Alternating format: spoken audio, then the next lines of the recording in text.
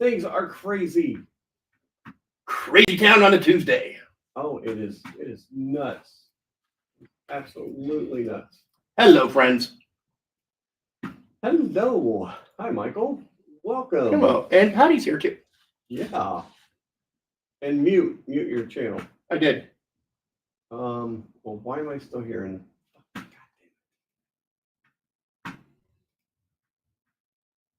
Oh, Oh, yeah, see.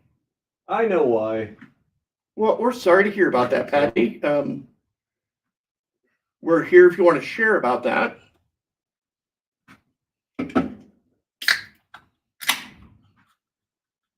Oh no. Yeah, that's a bummer. We're rooting for you, though. Get rid of this. Yeah. I'm not sure what's going on.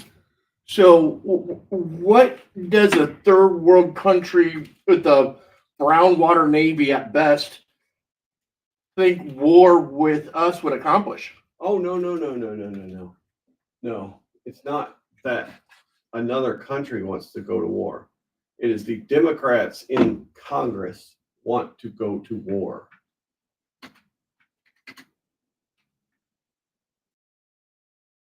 Pardon? Correct. Here you go. Yeah. Okay. Let me add it up. Give me a second here.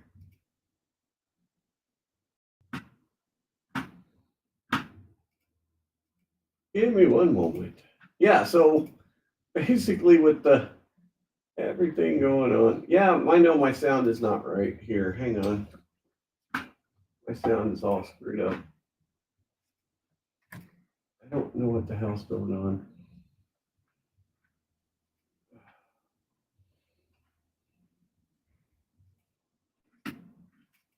I'm trying. Yeah. Give me a second here, because it's all bleeding through your thing. I don't know why. Is my mic pointed the right way? You sound fine. Oh. Well, of course I do. Yeah, it's me that's all messed up here. All right, let's see. Why is this doing this?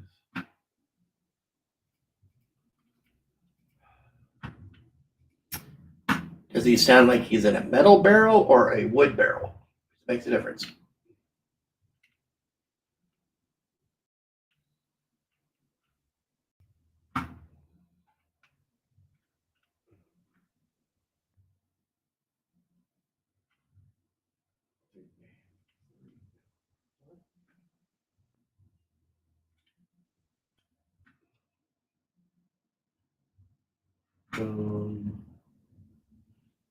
I'm totally confused. Wooden. Yeah. I don't know what's going on here.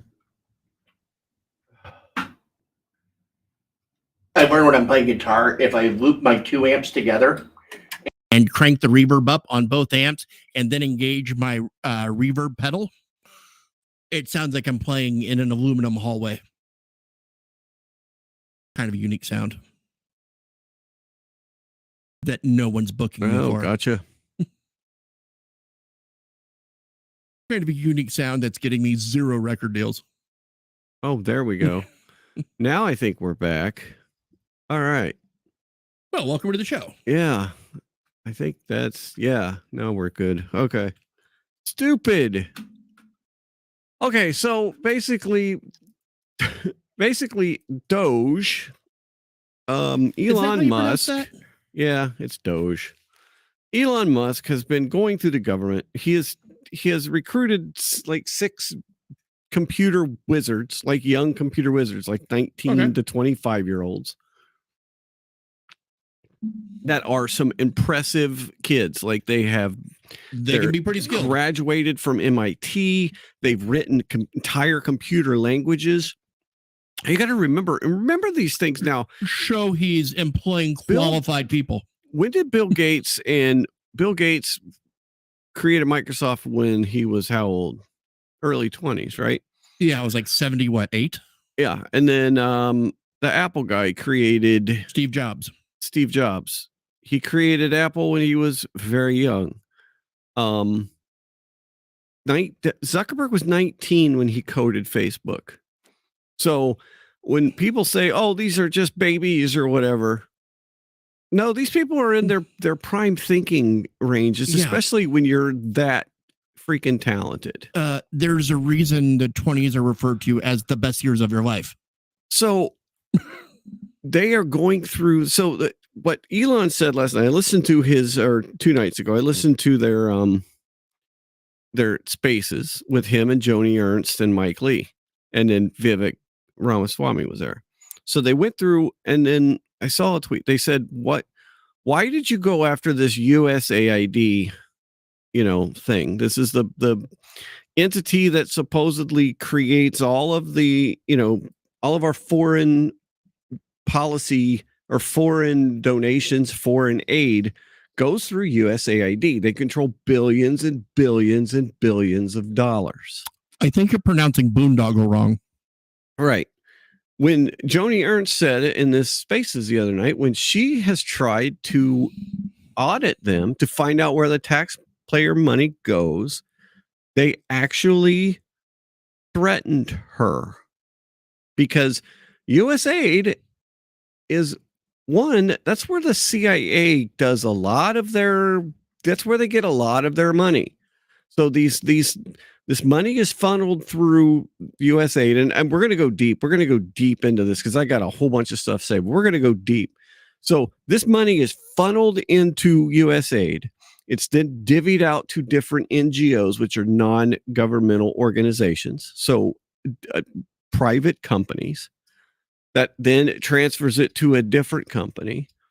Do you know who Bill Crystal is? Have you heard the name Bill Crystal? Yankees fan. He was he used to run a national. He had a magazine for a long time. He was in like the Bush administration. He's been a long time, globalist Republican guy, right?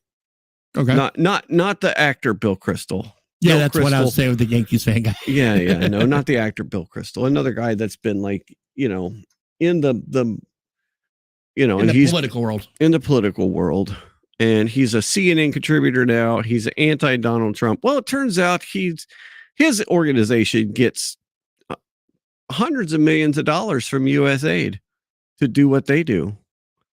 There are Democrat and Republican organizations that sitting senators, including our senator from Alaska, Sullivan, sit on the board of directors of these organizations that get money from USAID and then turn around and give it to other, projects. So this is the government's slush fund. This is a long time ago. They got rid of earmarks. You couldn't earmark stuff, right? Yeah. This is their earmarks now, but it goes so, oh God, it goes so deep, but they're mad, but they are mad. They are mad that this is happening. They say that, he has now Elon Musk has control over the treasury, and he's trying to steal our money and blah, blah, blah, blah, blah. Like he needs it. No, that's not it. So let's look at Representative LaMonica McIver just a few hours ago. What did she have to say? We will not take this. We will fight back. Fight back. Fight back. And as I close out, because I know we've been out here for a long time, and goddamn it, shut down the Senate. We are at war. Anytime a person can pay $250 million into a campaign and they be given full access to the Department of Treasury of the United States of America, we are at war. So Democrats are at war. Refresh my memory. Wasn't a senator from New Jersey recently convicted of being a complete? She doesn't crook? come from good company. So there's a guy named Mike Benz who is he's worked for the State Department. He's worked for a lot of these different things for a long time. He was in Trump's State Department and he has been for years and years and years, he has been sounding the alarm, especially on this US aid thing. And I mean, here's and he's just been going off today. He's been going off. So let's look at this one from Joni Ernst here, though. So this was earlier. This was Joni on Fox News, and she is the senator from Iowa, right? I have been on USAID's case for years now, going back several years, where I was trying to investigate the expenditures for humanitarian aid, primarily when it came to the war in Ukraine. And what my team and I encountered was absolute obstruction and lies coming out of USAID. They did everything possible to stop me from accessing their records to understand where our taxpayer money was going. I eventually partnered with Representative Mike McCall in the House, and we started a formal congressional investigation. And even after that, they really pushed back, only allowed us access to a small amount of data. But what we found was extreme expenditures on the part of USAID with very little data-driven results. We have seen money funded in the Wuhan Institute of Virology through dollars steered by USAID on dangerous coronaviruses. We saw how since 2014 they have been sending money through different organizations. Hey, what did the blanket pardons cover? What time period did they start? 2014. That turned out. We've seen funding going to Morocco for pottery classes, tourism in Lebanon, of all places, even when the State Department was advising against travel. I could go on and on and on. I have been on. So this organization is not a bit. So these things that they say that this stuff is for, like sex education in Gaza, or it's not. This stuff doesn't actually go to these things. They're saying like 10% of what is supposed to go to these programs actually make it to the programs. Most of it is overhead, entertainment, travel, CIA expenditures. It's completely, I mean, there's hundreds of millions of dollars that just go to miscellaneous awardee is what it says. Entity A. Yeah, exactly. Entity B. Now you've got USAID, and then you've got this other organization that's supposed to be like the one that ferments democracy around the world, NED. So let's take a look. This is from but they're also the government funded. So not only did our government intervene in social media networks through USAID, we actually funded other organizations to target social media networks to take away people's First Amendment rights. Dude, this is insane. This what they're uncovering right now is the biggest boondoggle, complete corrupt mess that we have seen probably in our history, probably in the history of the United States. The uncovering is going to get worse and worse and worse. We are, and then yeah. Why have you become so focused on USAID as a toxic force inside the U.S. government? Well, the closer you look at the National Endowment for Democracy, the closer you see that was it. The National Endowment for Democracy that it really is the constant companion of USAID. The reason I refer to this program so often is this is also so every time that we have had we have gone after a different regime throughout the world to change that regime, to make it, we want a different leader in a different country. It's all through USAID and through NED. Those are the two funding mechanisms for us, whenever we stage a coup in Guatemala to correct oust power to put it in a new one, or Ukraine. Yeah. But, how is it that we have people screaming about foreign interference in our elections? Yeah. How many times have you heard that, especially over the last 8 years, foreign interference in our elections? That's all we do. That's all we do is interfere in elections. We pretty much like disabled South America. Yeah, exactly. We've had our hand in every time that a leader gets changed in South America. It's been because we've pushed for it. Because it played a central role in coordinating internet censorship. They have a countering disinformation arm, which is about launching the NGO complex funded by U.S. tax dollars to compel foreign governments to pass internal censorship laws, the sorts of laws that be banned by the First Amendment. USAID funds the advocacy for those laws to be passed in foreign countries in order to censor the rise of populist politicians, where USAID has internally designated populism as a threat to democracy, so they get to use their democracy promotion program to promote censorship of misinformation and political populism. The State Department provides the policy direction. NED, the National Endowment for Democracy, does the technical on-the-ground implementation by directly liaising with all of the USAID grantees. But none of it would be possible without USAID. So these people today are screaming, we'll go back to some of that, about how unelected officials, Elon Musk, right, are now controlling our government. They know how a cabinet works, right?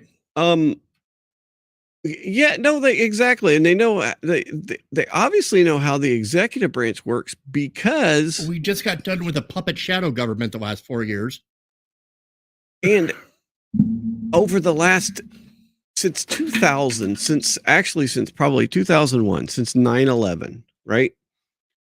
The Congress we have basically turned over more and more power to the executive branch, right? We've just given them power after power after power. Well, right. We've let these agencies get bloated. We've let them decide what they're going to do with this money, right? Yeah. There's no congressional oversight of it, obviously. So they get to pick and choose what programs they fund. And it's just gotten worse and worse and worse over the last 20 years. So well, it was kind of always there. We just didn't have like a huge, national, oh my God, coming together like 9/11. But I mean, the president has always had specific powers, to deal with belligerent nations and what have you. And there's no set list of what those powers are. Oh, yeah, no, exactly. We just it's been that way since before Lincoln. Yeah, no, we keep going down and down this thing. Pam Bondi was actually confirmed tonight, though. Good God. Vote for her. She's eminently. Right, and this is a Fox News alert. Trump's nominee for Attorney General Pam Bondi was just confirmed by a vote of 54-46. Joining me now, Chris Bedford, author of Beltway Brief. Chris, and it seems like Fetterman actually voted for Senator Fetterman he's of Pennsylvania. He's a right-leaning Dem. That more Democrats. He really is. He's really She's eminently qualified. I'm not going to call him a dino yet, but no, Patty, you're correct. We did call it right because they're funding this crap. All right, so back to this USAID. I mean, dude, it's some of the stuff that they are doing. And let me find it because I didn't. Well, Patty, don't go telling people about that because I don't want to get censored. What? Or disappeared. Oh, right. Yeah. All right, give me a second here. Let me go back to my. Because I've been saving so much stuff over the last few days. It's just been nuts. Okay, so here's Rubio. Here's what Rubio is, now the Secretary of State, right? Yeah. So here's a little Fox News rip on this. Hang on. You go back. Sharing it right. You're now the head of USAID. The head of Doge, Elon Musk, called USAID a criminal organization and added that it is time for it to die. Do you agree with that? They have basically evolved into an agency that believes that they're not even a U.S. government agency. Exactly. And guess who's been running it for the last, even like a lot of times while Trump was in office the first time, people like Samantha Power, you know who Samantha Power is, right? I don't believe so. She is like one of Obama's chief people. So these people have gone from, being directly involved in like the cabinet level to running agencies like this, where they can just push and push out and push out and push out their craziness. That they are a global charity, that they take the taxpayer money and they spend it as a global charity, irrespective of whether it is in the national interest or not in the national interest. One of the most common complaints you will get if you go to embassies around the world from State Department officials and ambassadors and the like is USAID is not only not cooperative, they undermine the work that we're doing. USAID is supposed to be under the State Department. That's how it was set up. Basically it was during Kennedy's time, Congress said, hey, there should be something that controls our foreign aid, right? We're giving all this foreign aid. We should have some type of way to, some program, some agency, whatever. Isn't that called Congress? Do it. Well, no, because like you said, it's been happening. We've been, they've been subjugating their duties for. I just remember reading somewhere about Congress controlling the purse. Yeah, so that's funny. So Congress does control the purse. Yes, they control the appropriations. They don't spend the money. Congress does not have an arm. Well, but they don't have an arm to send out the checks. That is an executive branch thing, right? And so the president who can assign taxes, right? And so for the purse that Congress controls. Yeah. So the actual spending of the money is an executive function, and so they have. So when everybody screams about this unelected person controlling it, who's been controlling it for the last 2 decades? It's been unelected bureaucrats that have been running the Treasury Department. So don't tell me that, a new unelected person comes in and wants to take a look at where all the spending's going, and that person is evil. And this is also with no oversight and no one to answer to. Oversight. The Treasury Department person just quit when they said, okay, you need to give us access to this. The head of the Treasury Department just quit. He just quit. He just up and quit. He said, nope, I quit. It's basically been said that when they get an invoice, the government just basically pays it. Like they don't say no. The government doesn't say no to an invoice. Sure. I wish I'd have known this a while ago. They could have paid for our show. Yeah, I'd have billed them all sorts of stuff. Oh, we could have billed the hell out of them. Everybody could have. Programs that upset the host government for whom we're trying to work with on a broader scale and so forth. Right. So our ambassadors, our State Department people complain about USAID undermining the work that they're trying to do. And one of the things that they're doing that has been uncovered is they've gone into pretty conservative areas, right? Catholic areas in South America or whatever. And they say, okay, so here is this aid that you need for whatever this, right? But you're going to introduce these programs. You're going to introduce these LGBT or these transgender programs or whatever. So they're forcing these programs on these countries in order to have a good relationship with the United States and get, help that they actually need. That's one of the things that they do. That's one of their MOs. Well, I could see how they learned that trick from the federal government, except they forgot the part about make the ends justify the means. Like, say, when Reagan wanted the drinking age 21, he said you don't get your federal funding for your highways unless you do it. Right. And overnight, everyone's at drinking age 21. Yep. And that's a good cause for everyone, you know? No, exactly. All right, let's go on. Rubio so they're here. completely unresponsive. They just don't consider that they work for the U.S. They just think they're a global entity and that their master is the globe and not the United States. And that's not what the statute says, and that's not sustainable. Can it be reformed, or does it need to die? Well, that was always the goal, was to reform it. But now we have rank insubordination. Now we have basically an active effort where their basic attitude is, we don't work for anyone. We work for ourselves. So this was funny too. Elon goes in there, takes his team of super geniuses. He goes in there, and the Trump had issued all these executive orders about spending cut, don't spend, don't do this, don't do that. And they said, how did you center on USAID? And Musk said, we looked at who violated the EOs the most. And it was by far and above USAID. They just continued to do whatever the hell they wanted. So he's like, that's how they focused in on USAID. Squeaky wheel gets the grease. Oh, no yes. agency of government can tell us what to do. So the president made me the acting administrator.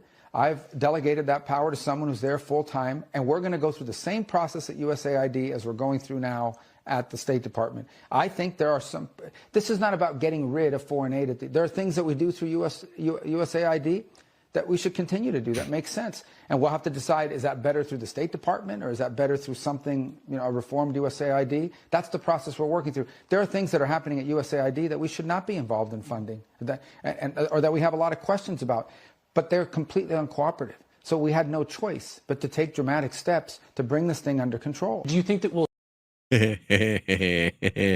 Oh, they now the head of USAID. Oh my dude, it's so insane. So here's some other sound with him on this. Policy directives of the Well, look, I mean, my frustration with USAID goes back to my time in Congress. It's a completely unresponsive agency. It's supposed to respond to policy directives of the State Department, and it refuses to do so. So the functions of USAID, there are a lot of functions of USAID that are going to continue, that are going to be part of American foreign policy, but it has to be aligned with American foreign policy. I said very clearly during my confirmation hearing that every dollar we spend and every program we fund, that will be aligned with the national interest of the United States. And USAID has a history of sort of ignoring that and deciding that there's somehow a global charity separate from the national interest. These are taxpayer dollars. And so I'm very troubled by these reports that they've been unwilling to cooperate with people who are asking simple questions about what does this program do, who gets the money, who are our contractors, who's funded, and that sort of level of insubordination makes it impossible to conduct a serious review that I think foreign aid writ large should have. We're spending taxpayer money here. These are not donor dollars. These are taxpayer dollars, and we owe the American people the assurances that every dollar we are spending abroad is being spent on something that furthers our national interest. And so far, a lot of the people that work at USAID have just simply refused to cooperate. Are you currently in charge of USAID? Or are you I'm the acting director of USAID. I've delegated that authority to someone, but I stay in touch with him. And again, our goal was to go in and align our foreign aid to the national interest. But if you go to mission after mission and embassy after embassy around the world, you will often find that in many cases, USAID is involved in programs that run counter to what we're trying to do in our national strategy with that country or with that region. That cannot continue. USAID is not an independent, non-governmental entity.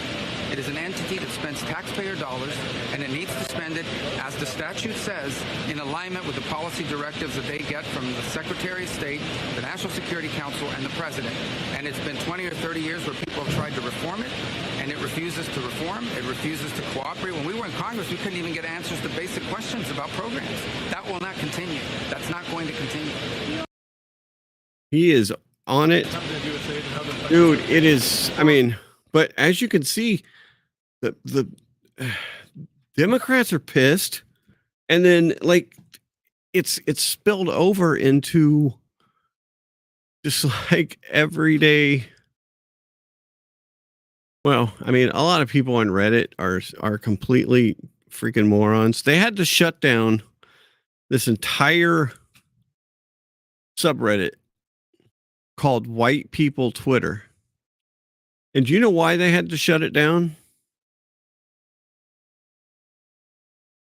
Got any guesses? Are you there? I'm here. I'm just reading this. Yeah. I could guess, but I'll bet you it'd be even more ridiculous than the guesses I come up with. Yeah, because they want to kill Elon Musk and the six young engineers that he has recruited. Yes. Death is terribly reasonable. Yeah. See, they've all got addresses of their own. I'll say it. The Inuzi stooge needs to be shot. Dox these people and let us deal with them. They need to understand that this is now war. So they had to shut down this entire subreddit. And it's not getting any better. There is like people all over Reddit that's just like federal worker has grudge against voters now. I served under the 45 administration. It was pretty bad, but we got through it. 46, well, we just got to do our jobs. Voters heard him say he was going to do exactly this if he elected 47 and said, heck yeah, I want to make civil servants' life miserable. How's their life miserable? That's what I don't understand. If you doing your job, just go do your job. Don't. This is the nonsense I put up with Zach over text all day. It's like, you can't possibly believe this, to say nothing of the fact that there's really nothing that, President Trump's doing that affects you here in Anchorage, Zach. No. Or for people who don't know, he's a friend of mine. Yeah. Yeah, exactly. I mean, it just goes on and on and on. Let's see where. I wouldn't mind a Buc-ee's, going global.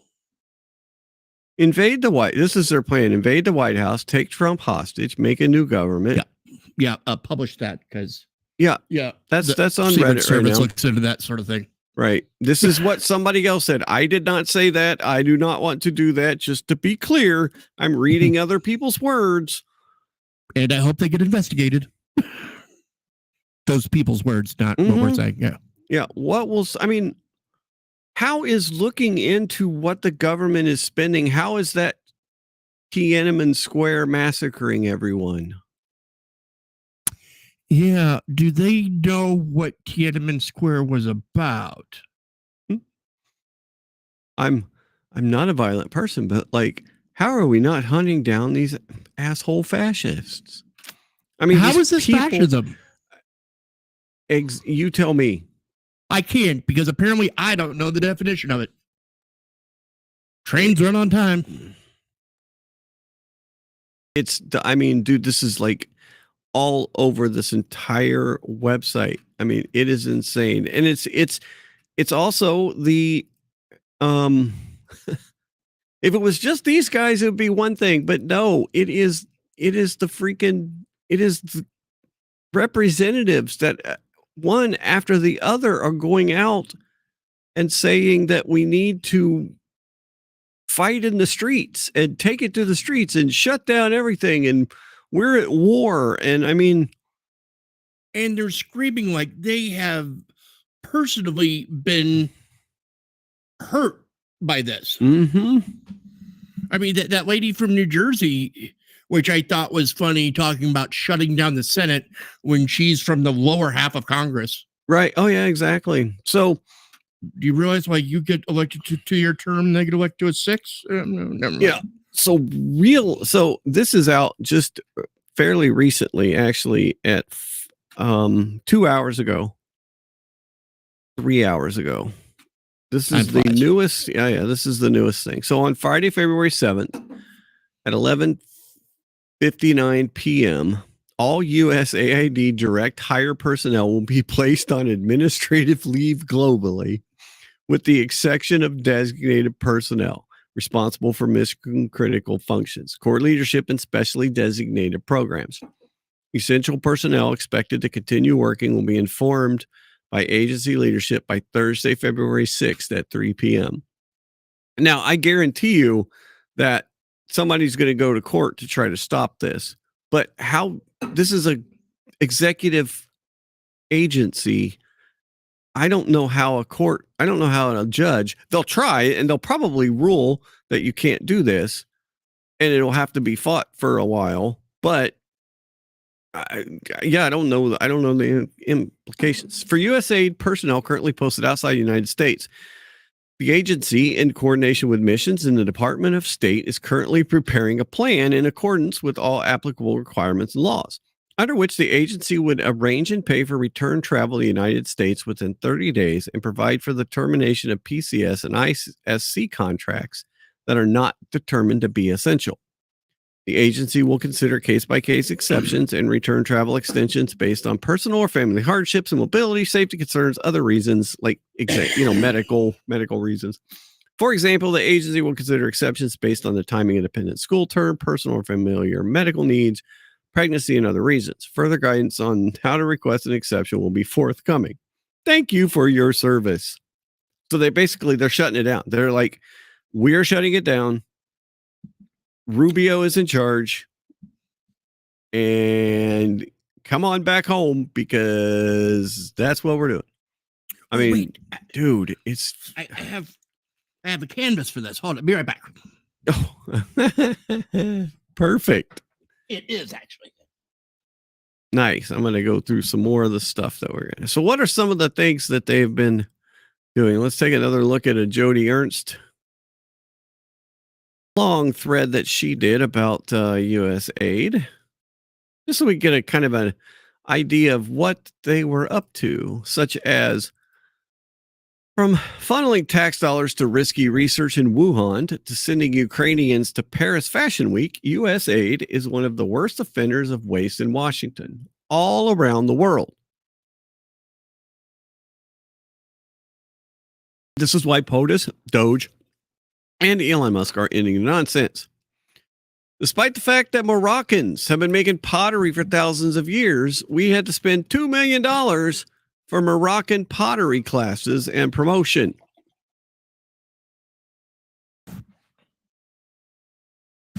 USAID spends money like it's going out of fashion, literally. Trade assistance to Ukraine paid for models and designers to take trips to New York, London Fashion Week, Paris Fashion Week, and South by Southwest in Austin.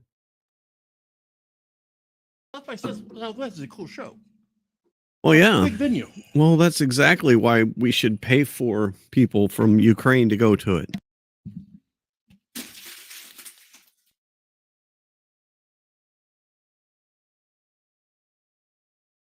I apologize if you heard that. I try not to wrinkle my cup in the thing. Okay, so we got the now I took you off stream. Hang on. Why would I do that? Game over. Yes. No, that is appropriate. That is appropriate. You're correct.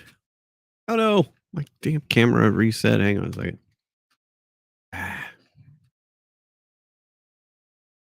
I'm just it's not doing it as much, but it's still doing it. I don't understand. I even wrote to Logitech, so okay, vacations were the top of mind clearly for USAID, and so they said a lot of I mean, it's gone to the point where they are really they're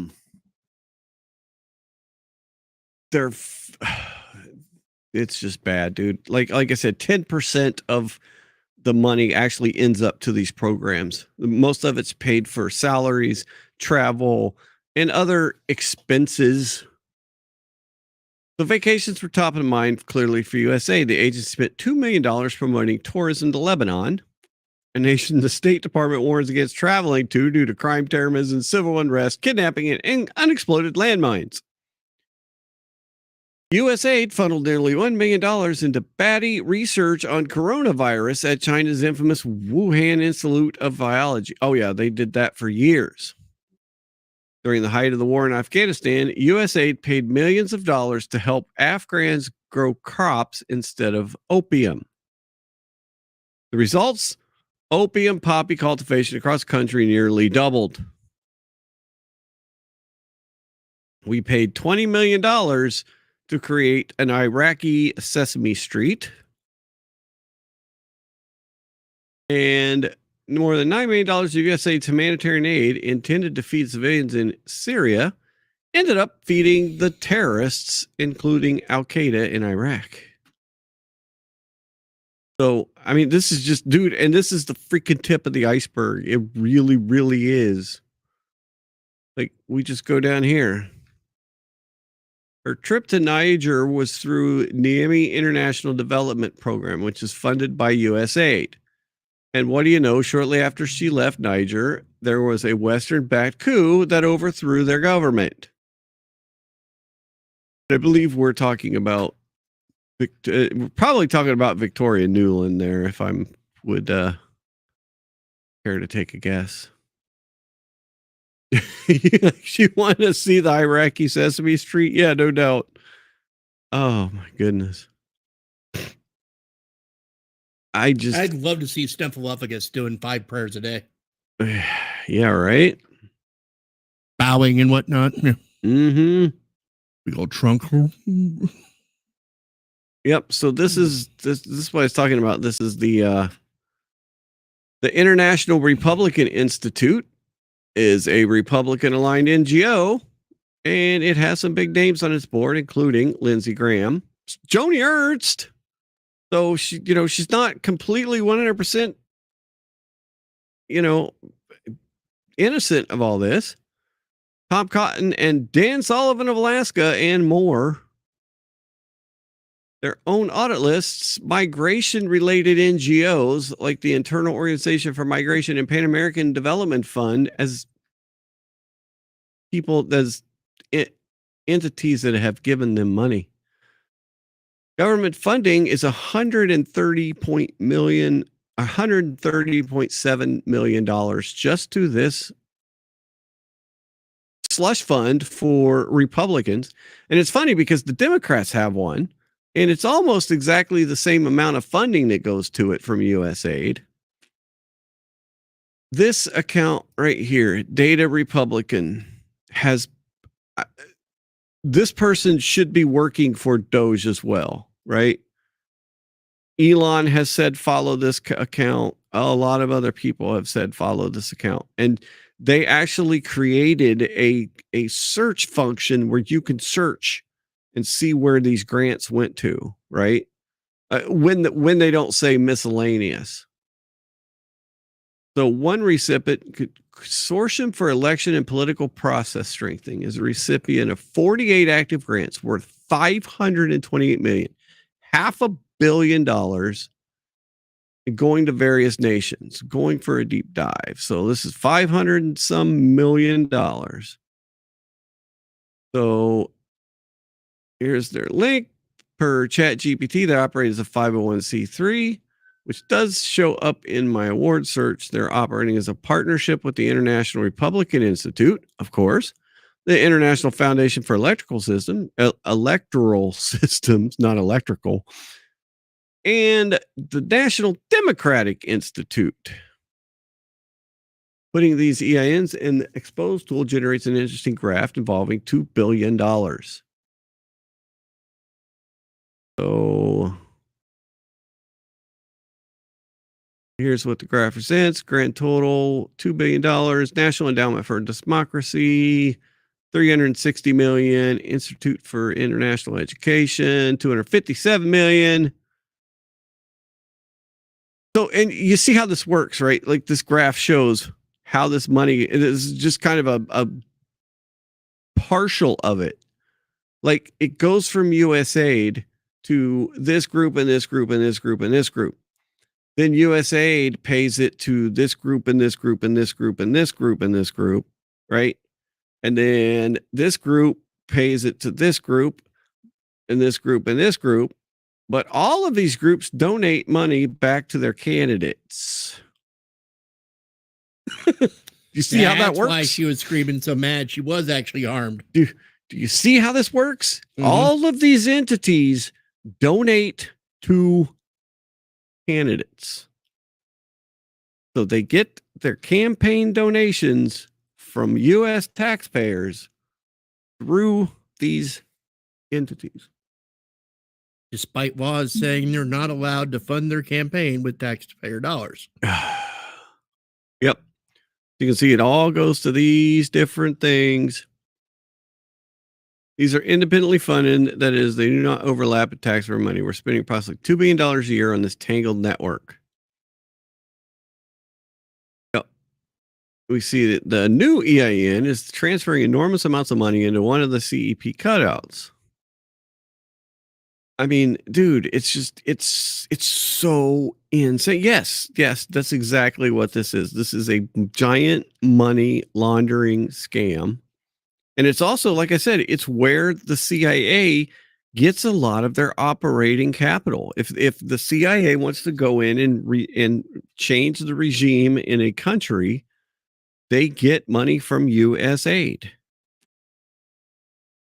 I mean, go back up, scroll back. Okay.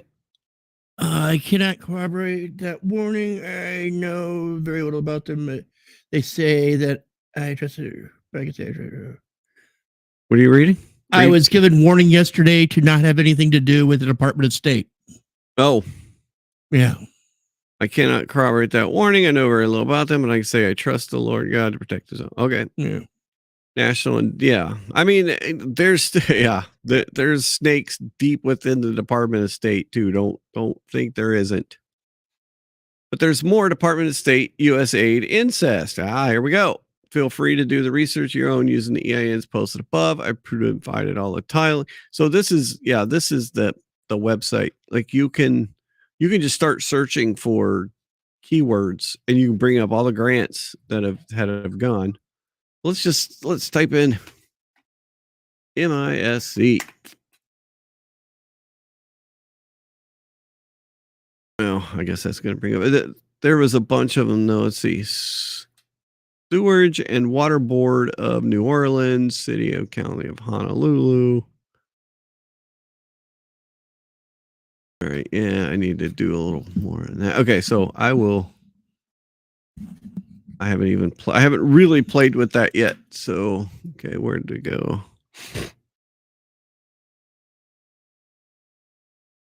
So, putting information together, I found that there is a Department of Justice association with age through the American Bar Association, with both agencies giving grants. It's just, dude, it goes on and on and on and on. Like freaking lawyers need more money. Yeah. NED, the national, whatever that was, has a $300 million grant from the National Science Foundation. So, National Endowment for Democracy. Recipient is the National Endowment for Democracy from the National Science Foundation. Why? So this is just a way to inject more money into this National Endowment for Democracy. It's just the shell game that our freaking government plays, right? It's a freaking shell game. And then this money just ends up floating out into the ether.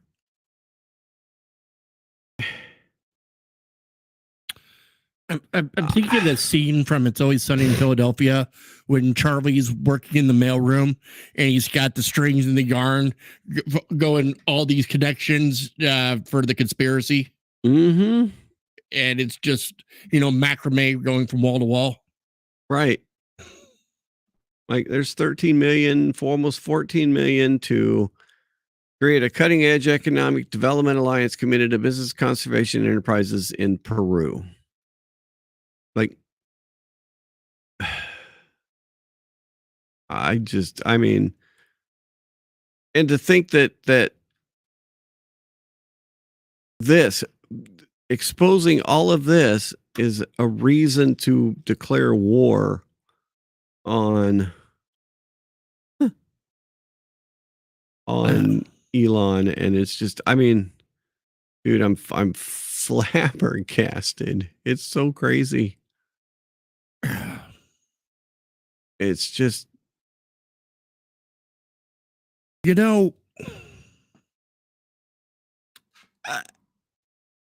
a wise corrupt politician would shut their mouth going, you caught my hand in the cookie jar, and quietly go look for another cookie jar. Yep. Instead of just throw this massive fit, bringing even more attention to it, thereby making you look more guilty about it. Yep. Now, so this is from somebody Azteca, I can't, or whatever. Aesthetica. Thank you very much. Good call. So, this is unvetted information, but talk to a friend who's connection within the Democratic Party, and he said the level of panic over Trump and Elon shutting down USAID is unlike anything he has ever seen. Obviously, by following money, Doge has struck a killing blow to the heart of Democrat deep state machine. It absolutely has. Direct quote, this is worse than 9/11 for Democrats. USAID is the primary vessel they use to achieve their political agenda. USAID is and always has been the primary source of funding for their influence peddling schemes and for their indirect sources of income. This USAID is the vehicle for the fundamental transformation of America. You remember those words, right? Mm-hmm. So we were told back in 2008 that we needed to have a fundamental transformation of America. And the vehicle that was used for the fundamental transformation of America is this vehicle right here. Another text, based on the reactions from within the party, it seems to me that dismantling USAID is Trump's biggest political victory to date. It was his enemy's golden goose.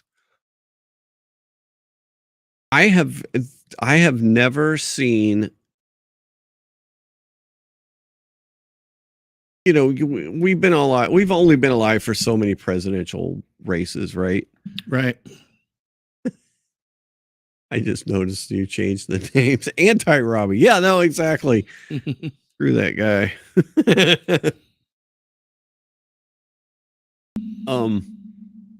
But what we have seen in just 2 freaking weeks is unbelievable. I mean, and especially the stuff with Doge and getting to the bottom of all the spending that we do is, what they've done so far is just, it's crazy. It's absolutely crazy how fast things have gone in this administration. It's bewildering. I can't think of another adjective. It's funny. I remember started hearing it around 8 months in, and certainly years into the Biden administration, when you had some flapping head on CNN or whatever in their panel, they're talking, and they talk about how this president has done so much. Right. They never actually said what he did, but that was just, their talking point that the president has done. So, and I'm sitting here going, I followed this same government and I haven't seen him do squat, except more vacations to Delaware than I could imagine. Right. I can't even imagine the drawing power of Delaware. Oh, it's yeah. I can't. Yeah, it's just it's crazy how fast this has gone. Okay, so when you pull the drain plug and the swamp goes down. God, based on the reactions from within the party, it seems to be dismantling as his political victory to date, his enemy's golden goose. Same source who told me during the campaign, before it was made public, that Kamala's internal polling are behind Trump, so his information is good. Another important addition, he said, initial plans by the Democrats is to have their people at USAID hide the partisan funding under unimpeachable initiatives. They will push back really hard on certain line items that on their face look like reasonable USAID expenditures and hide their political spending under these programs. Of course, that's what they did the first entire time he was president. This operation ran from 2016 to 2020 and was the reason that a lot of the stuff that we went through happened. You know what's missing in all this? No one's mentioned George Soros once. Oh, yes. Well, the they Democrat have. boogeyman. Yeah, no, they have. It's within this. Oh, yeah. As we're talking today, I haven't seen his name come up. And we haven't yet. But so it's 7 layers deep in almost everything. Oh yeah, no, we haven't come across one yet, but I've seen it quite a bit. And, I've never heard him speak. He's apparently this boogeyman that. Yeah, he just spends his money. That's what he does. Yeah. Another likely solution for Democrats, which they already use to reward VIPs, is to use NGOs as an intermediary to direct funds where they want them to go. Basically, USAID allocates funds for certain initiatives that look reasonable. Democrat-friendly NGOs contact to carry out initiative. NGO number one subcontracts VIP, which is another NGO owned and operated by a political ally or Democrat politician. Eventually, the funds reach the secret intended target, and the original problem is not solved. This means they can continue to rinse and repeat this grift. Trump, Elon want to stick. They need to completely shut down USAID and fire the entire staff, which they're doing, which basically they're doing except for a few people. I mean, it's so crazy. It's so crazy that that where we've gotten. So let's see. I got some other stuff saved. Here's one of the other. I got to run to the restroom, so we'll have to watch this. This was one of the other speeches given today. Let me make sure. Okay,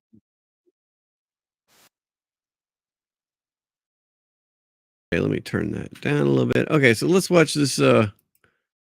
Watch the shrieking here, and I will be back in a moment. Patty said, "Yeah, he's not coming to play games." No, the level in which they are operating right now is just there is nothing in history, I don't think, that could compete with what they're doing right now. And will it continue? I think there's going to be legal challenges. I think there's going to be court cases coming up pretty quickly that might put a little bit of pause on it, but I don't know. It depends on how those judges react to this, because a lot of this is executive functioning from the executive branch, and so they don't really have a lot of say over the executive branch, right? So I mean, the judicial branch can decide whether what's going on is constitutional or not. They can't. Correct. They're a co-equal branch of government. They can't tell one can't tell the other one what to do. Yeah, but they can't say, no, you can't shut that agency down, even though, so I don't know. Let's see. All right, so here's another one. All right, I'm going to run. I'll be right back. Right. First of all, happy Black History Month, which is American history. There's a sign back there that says Doge actually means dangerous oligarchs grab everything. Well, ain't that the truth? I am so tired of these billionaire boys and their grubby little hands grabbing at everything. Hands off our bodies, hands off our data, hands off our tax refunds, hands off our Social Security checks, hands off our Constitution, hands off our democracy, hands off. As a proud member of the Committee on Oversight, I'm here for some real-time congressional oversight. And you are a beautiful sight to see, and you prove that the power of the people has always been greater than the people in power. That was true in Seneca Falls. That was true in Selma. That was true at Stonewall. And it will be here true today.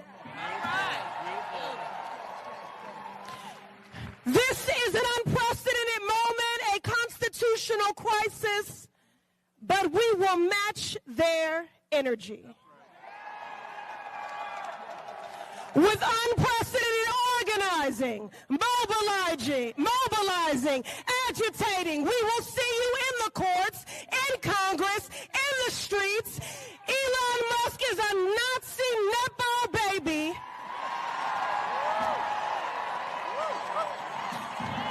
A godless, lawless billionaire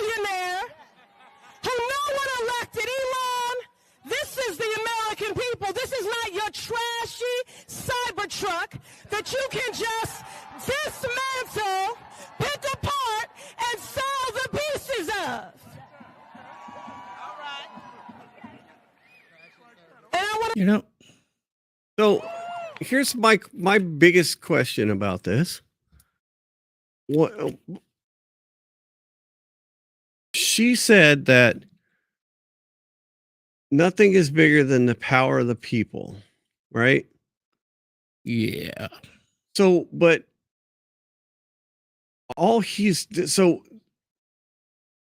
the people who were running this agency got no guidance from Congress. When Congress people came to them to give guidance, they said, screw you. When the State Department, who is supposed to be in charge of them, said, hey, you're doing stuff that's counter to what we're trying to do in this country we're in, they said, I don't care. I don't have to answer to you. Right. So how is that democracy? How did we did not vote for a single person at USAID. So how is looking into actually finally getting some, so she talked about oversight too. Oh, we're here to do oversight. Where were you when they were spending all of this taxpayer money on bullshit that meant nothing to our actual mission of the United States?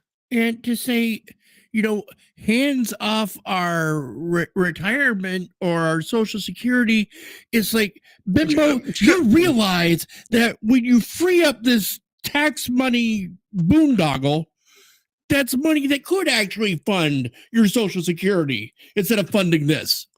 Right, exactly. Could you imagine what we do with these billions of dollars that USAID doesn't need now? So that's the game. That's the game they're playing because Pocahontas did the same thing. She went out and said, he's trying to steal our taxes and he's going to turn off people's Social Security. And none of that is true. How is that even? Yeah. And how is that even like a logical pathway? I mean, just. Yeah, I don't know. Here's she just saying buzzwords, just like one real quick. Just like when that last one just called Elon Musk a Nazi. It's like, can we please knock this nonsense down? 6 million people gassed and incinerated for the religion is not a comparison. Nope, you are correct. They've done nothing. Here's Timu Obama. I've seen this guy be called Timu Obama. Nothing as it relates to lowering the high cost of living. At the same time, they are raiding the government, attempting to steal taxpayer money. See, so these people can go out and just make shit up like this. They can just go out and say stuff like this without any. It's like Harry Reid. Harry Reid, when stupid Romney was running, Harry Reid went out on the floor of the Senate and said that Mitt Romney doesn't pay taxes. Right? Right. Do you remember that? He said, and Romney's a globalist piece of crap. But Harry Reid just went out there with no repercussions and said, Romney doesn't pay taxes. And the newspaper picked it up. The news picked it up and ran with it. No consequences whatsoever. None. Or Adam Schiff reading the congressional record. God. Something he wrote himself saying that President Trump said it. Yeah. And no repercussions. Nope. None. Yeah. He gets rewarded as a senator. What, was he appointed by the governor to senator? Or did he actually get elected? No, I think he got elected to beat Steve Garvey, the old baseball player. Yep. That's what the situation California at the Treasury Department is all about. We will introduce the Stop the Steal Act in short order to prevent unlawful access with respect to the Department of Treasury's payment system connected. Did he say stop the steal? Yes. To the Department of Treasury's payment system connected to people who are trying. Okay, so I will He give doesn't them even know that. what he's saying. I will give them that. That's pretty funny. That is. Order. I want to Stop the Steal Act. Yep. in short Okay. He order. did say stop the Steal Act. Okay. For marketing purposes and for all that, that's actually pretty good. It's stupid, but it's actually it's not accurate at all. Well, no, because nothing. They're actually trying to give people back their money. Department of Treasury's payment system connected to people who are trying to steal personal, sensitive, and confidential information. There's no basis. There's no basis for him to say that people are trying to steal this. There's no basis. There's nothing that he can say that. Yeah. That validates his whole thing there. Yeah. Yep. So here's Stephen Miller earlier too. This is a good one. There's probably no entity in the government that is more of an entrenched power center of unelected bureaucrats with less accountability, less oversight than USAID. They funnel money to their cronies all over the world through a swampy network of NGOs, non-governmental organizations, and cutouts, including potentially some very troubling elements of focusing on things like regime change and destabilizing foreign countries. But this is not about America's interests. Donald Trump is courageously restoring democracy. Article 2 of the executive branch vests all power by the Constitution. Sorry, Article 2 of the Constitution vests all power of the executive branch in a president. It's known as the vesting clause. It says the executive power shall be vested in a president, singular, not in the bureaucracy, not in unelected, lifetime tenured career civil servants. Americans voted for one man, Donald J. Trump. They didn't vote for a single bureaucrat at USAID. They voted for Donald Trump to make government accountable to the taxpayer, to make government accountable for them. If the Democrats are saying, as they are, that President Trump cannot implement his agenda at USAID, that Donald Trump cannot fire recalcitrant bureaucrats, what they are saying, what Democrats are saying, is they oppose democracy itself. They oppose the idea that the American people can elect a man, in this case, our President Donald Trump, to reform the government according to the will of the people. This is a battle between the will of the people through their President Donald Trump and the will of an unelected federal bureaucracy. So we and President Trump are on the side of democracy. There's probably no entity in the... I mean, it's so crazy, dude. Found a couple new things here. What's that? Liberalism is a disease. Yep. Here is a Africans making videos in support of Trump dismantling U.S. aid. They're saying the money never reaches the people. No, it's shocking. Yes, I support the lady. Trump should cut everything completely. He shouldn't even make it 99, 90, whatever days. He should cut it completely. We don't need it. It rather goes to other individuals, but not us. Please, he should cut it completely. Yeah, it's true. Most of the money is going to enrich leaders of these countries anyway. They're not giving out. They're not creating these things. I was just thinking about that. So, when we're playing the shuffle the money game between, this entity and say this government, how do they get the money? How do they get the oligarchs, in Russia or Ukraine or whatnot to play ball and send their money, to the next person in the chain? Right. Because if I know my oligarchs like I think I do, that money you give them is just going right into their bank accounts. Yeah, no, exactly. And then they're just going to ghost you or something. Yeah, for sure. Like Zelensky said, and I even had to say, Zelensky said the other day that out of the 170 million that we've supposedly giving him, he's only seen 70 million of it. There's $100 million that he has no idea where it's at. He hasn't seen it. Now, I don't know if I trust that guy. I don't know if he's Yeah, I'd say his country's track record is a little dodgy on the numbers. Yeah. And I mean, but a lot of people are saying, look, if all of this aid is always tied to some other thing, there's always something that comes with it, right? There's always something we have to do. There's always something that you know, we might not even agree with that we have to do to get this money. And then it doesn't even go to the people it's supposed to go to. Like there's whole things about what we did in Afghanistan, where we spent millions and millions of dollars on things that never like we built a police station out of sand. We funded their farmland so they would grow crops instead of opium, and like their opium production tripled. Yep. Because I think we forgot to go there and make sure they were growing wheat.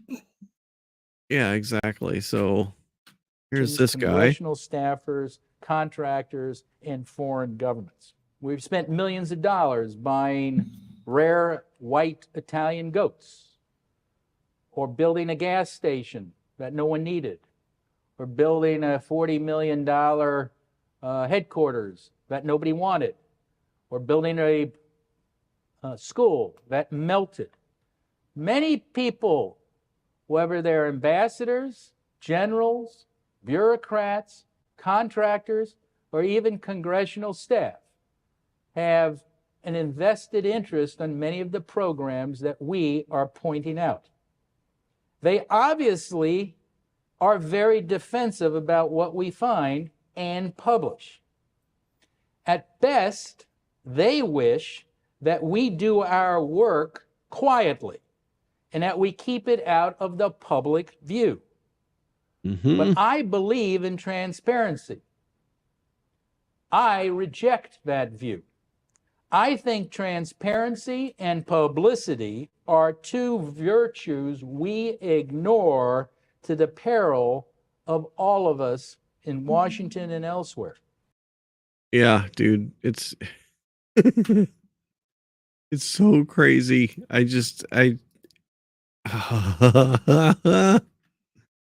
Oh my gosh. See if we got a little more from Mike here. No, that's a 40-minute thing, but this Mike Benz guy, he has got a whole lot of he's got a lot of inside information, but he's also just basically got like a lot of the inside freaking scoop too. I mean, so I guess this was the scene earlier tonight where an entire people just showed up in the Capitol somehow. I don't know how, that's not coordinated or nothing, right? Look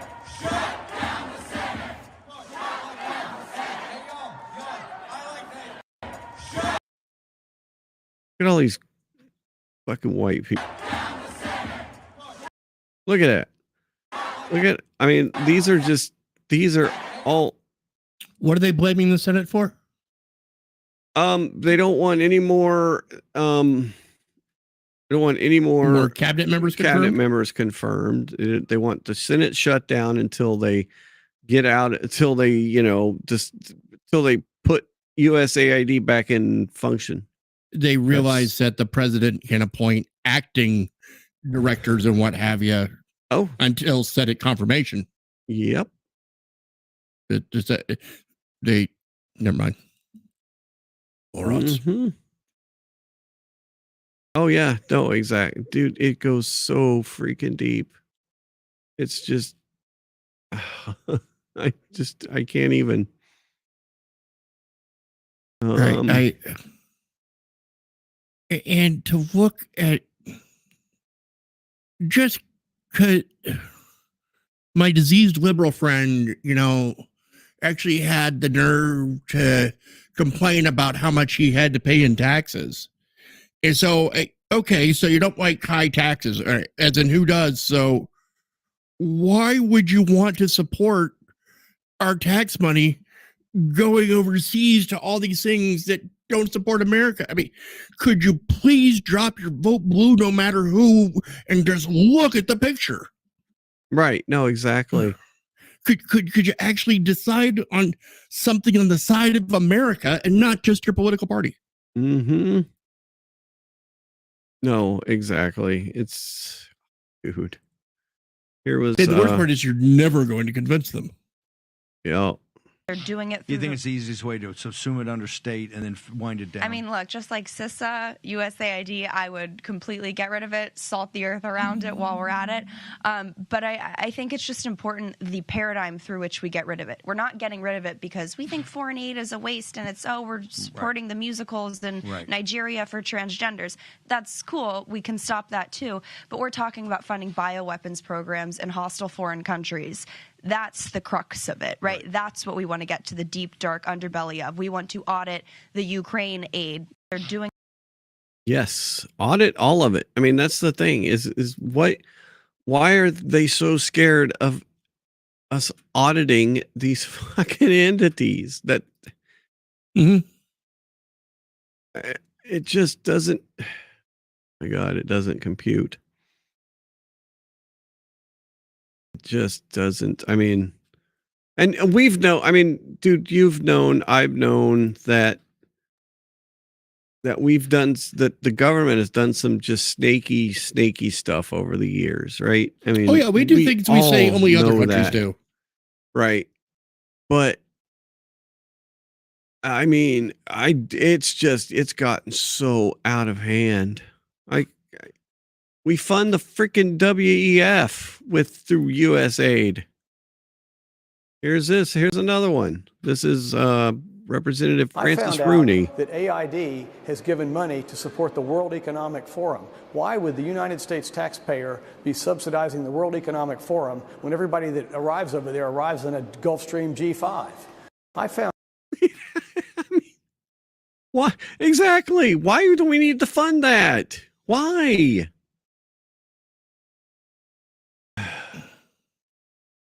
Okay, here was the Zelensky thing too. Від Сполучених Штатів. Дивіться, я коли чую, і раніше чув, і сьогодні ми чуємо від Сполучених Штатів Америки, що Америка дала Україні сотні мільярдів, 177, якщо сказати більш точно. Така звучала точна цифра, яку підтримували або голосував Конгрес, тощо різні організації. Дивіться, я як президент воюючої країни вам говорю, ми отримали більше 75. Тобто 100 мільярдів з цих 177 або 200, говорять навіть деякі люди, ми ніколи не отримували. І це важливо. Now, okay, so That's an elaborate briefing room. Oh my God, look at that. Yeah. Sorry, I run a furniture store. Quite the conference table. You couldn't even fit that in here. Oh, I don't know how they fit it in that room. Well, if we cleared everything out of the front up there, you could maybe if that fit it slab in there. is one solid slab and not sections. Yeah, that's a. Well, yeah, you couldn't get it in the door. Be able to get it in the door. Yeah, unless the doors to the front of the building or just lead straight directly to that conference room. Yeah. Yeah. So let's say that, okay, so in direct, now the aid that we sent to Ukraine, a lot of it was through weapons, right? And so we didn't send the money to him to buy the weapons. We sent the money to McDonnell Douglas and Raytheon and the weapons manufacturers, right? So maybe directly we gave him $75 million or billion with a B, billion. $175 billion for him to buy bullets to fight the Russians. Yes. And oh my God. Бо ми говоримо про конкретні речі, бо ми отримали це не грошима, а зброєю. Ми зброю отримали на 70 з чимось мільярдів. Є навчання, тренування, є додатковий транспорт, є не тільки ціну на зброю, були гуманітарні програми, соціальні тощо. Але коли говорять, що Україна під час війни отримала 200 мільярдів на підтримку армії тощо, це неправда. Я не знаю, де всі ці гроші. I don't. Yeah. So I don't know if this is the flex that this representative thought it was here. This is another one of the speakers outside the USAID building. And most importantly, it's jeopardizing Oh, our safety hang here on. at home. Let's see. I don't. Combatants in Syria. It's only coming out one side for me. And most importantly, Okay. it's jeopardizing our safety. I guess that's here the way at it home. is. Prison guards overseeing thousands of ISIS combatants in Syria walked off the job after their pay was frozen until a waiver was thrown together after the fact. So we're paying guards in Syria to guard ISIS prisoners, and without our money, they would just walk off the job and let dangerous ISIS prisoners go free. That I could see happening. Oh no, I absolutely could too. But why? Why Why are we paying for Syrian prison guards? Well, you can't trust Syria to guard them, and they clearly won't do it for free. So I mean, I don't think this is the flex he thinks it is. Their pay was frozen until a waiver was thrown together after the fact. Let me say that again. Prisoner guards overseeing thousands of ISIS combatants walked off the job. This is real life, this is serious, and this is dangerous. And why are they in a Syrian prison, thereby making it a serious problem? See, I'm getting at? It's like, if we had to be Gitmo, if we had to be Gitmo, they'd be America's problem and therefore responsibility. But they're not in Gitmo. They right, are we shouldn't in have to Syria. Syria's, prison system. We have our own overrun prison system to pay for. Yeah. So I haven't read this yet. This looked pretty interesting. I'm starting earlier. to understand how the French Revolution happened. Yeah, no, I mean, I think they went a little overboard giving everyone the guillotine, but yep. Sometimes you cure the headache by cutting off the head. So this is Andrea James. I have no idea who this is. I'll give her a follow though. She's the CFO of Multitude Insights, Chief Comm Officer, blah, blah, blah. Gently, softly, calmly, let's talk about what's happening in DC right now. Friends, you have ever been through a ZBB process? If not, let me give you my take. So in a corporation where expenses are out of control, you have to put the entire company through a zero-based budgeting process. Aha! One of the most painful things that people in a company experience. I think this is, I see where she's going with this, because this is what we're doing to the government right now.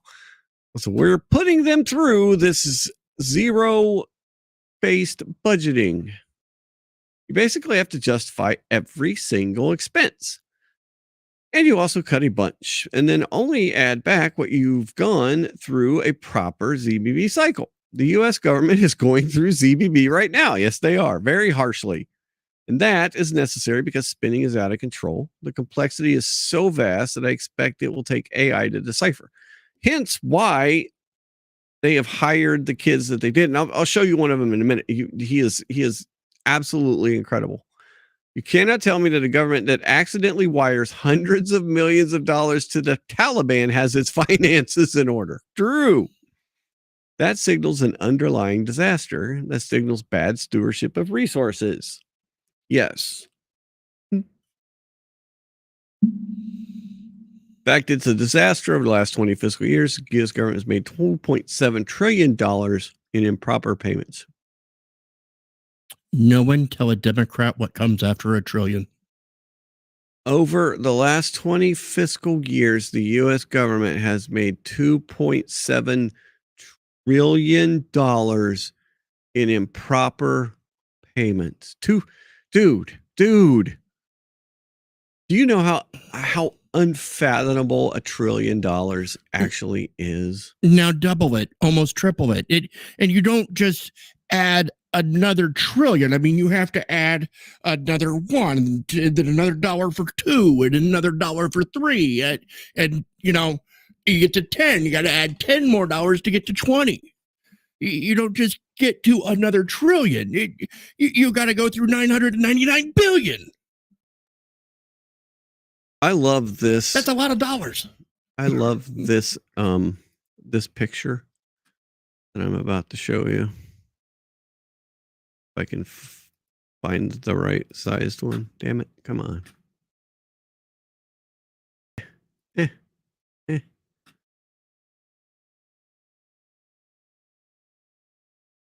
Okay, there we go. This is a visual of what $1 trillion looks like. $1 million is that stacked on the pallet, right? Mm-hmm. And then $100 million is a very impressive, like 4x4 pallet, right? Yeah. And then $1 billion is a pretty impressive 10 of those pallets, right? 8. Oh yeah, 8.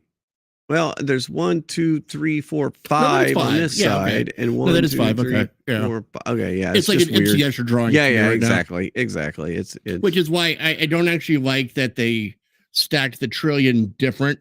Right. So here is the trillion. It also goes because off it's screen. Stacked too high, and I mean, I love this analogy because it just shows you how how ridiculous $1 trillion freaking dollars is. So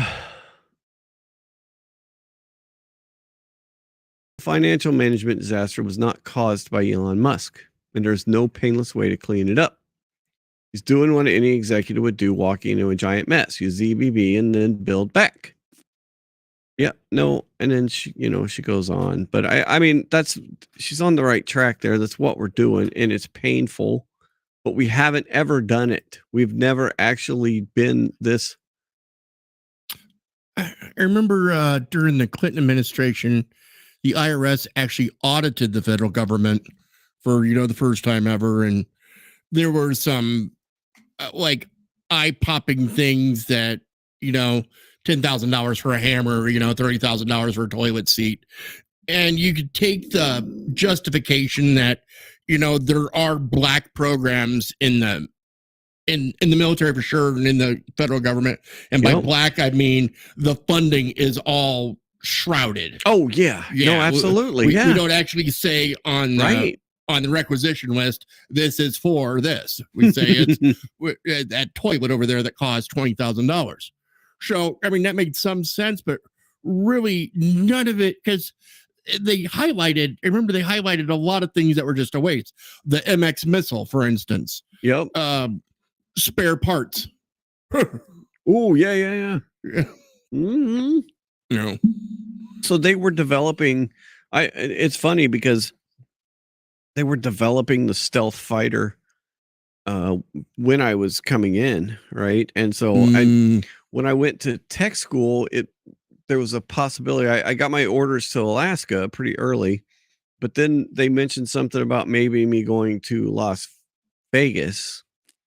And then you get on a private, nondescript, general black and white airline. Yep. And fly out to the site where they tested them. And I read about that. Is it? Oh, wow. Oh, yeah. So you would go out there during the week and then come back on the weekends, or, whatever. Mm-hmm. Almost like shift worker. rotation. Yeah, exactly. So, all right. So this, just the example of who that Elon Musk has hired. This is one of the kids. I say kids because I'm an old man. Yeah. Okay. They were right out of high school. Let's take a look at this guy. I think you're going to enjoy this, Michael, because of you've been on this ancient Egypt kick. So this is kind of it's not really ancient Egypt. It's the Pompeii, but it's still kind of in the same, ancient history kind of thing. I'm curious.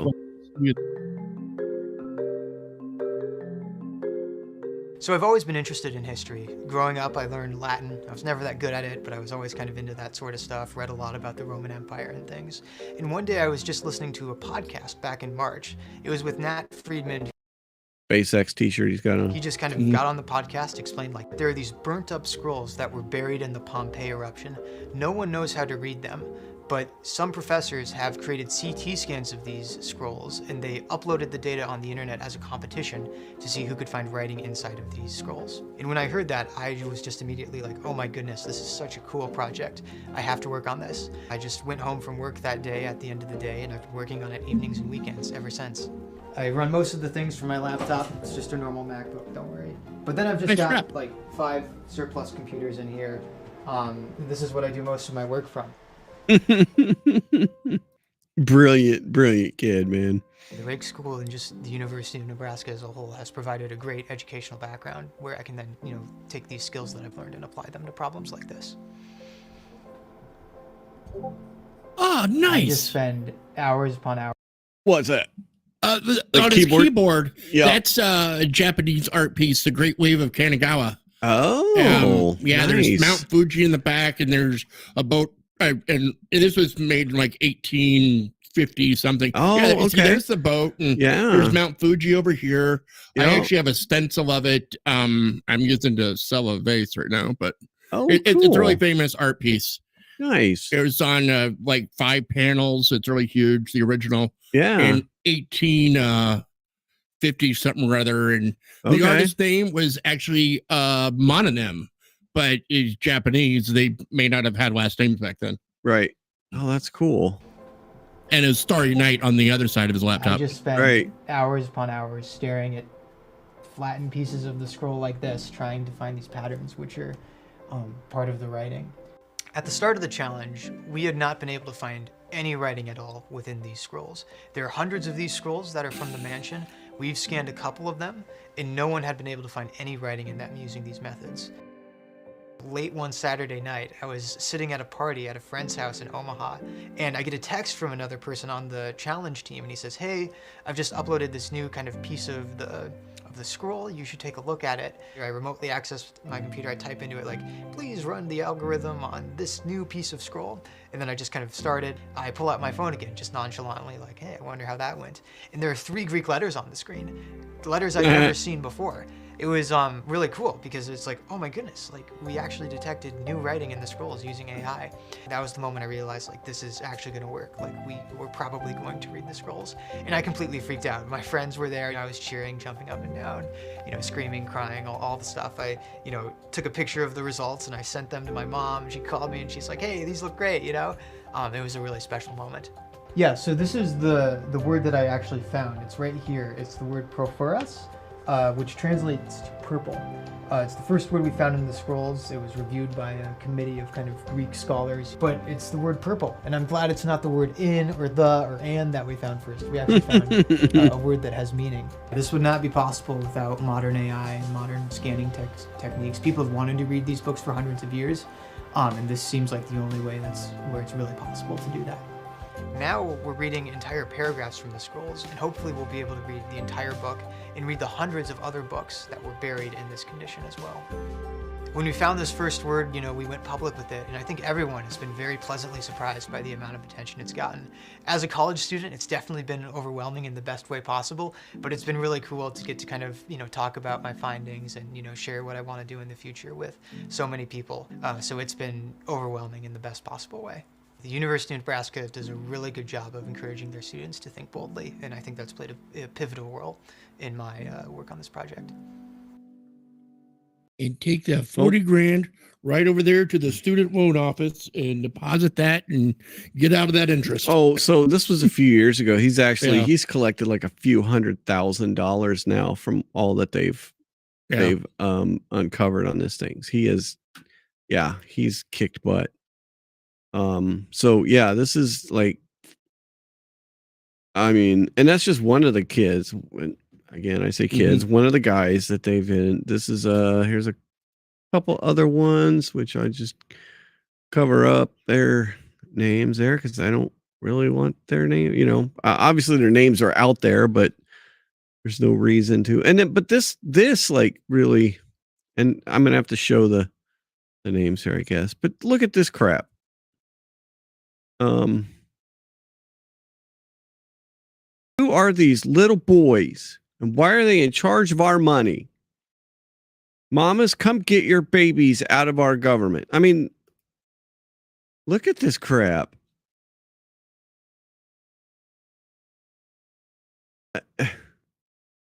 Like, and it's still the same fear mongering that, it pays for Social Security and Medicare and grants, and they're going to, they're going to come in and take all our stuff away from us, and they're not going to pay for our, like, what in the world?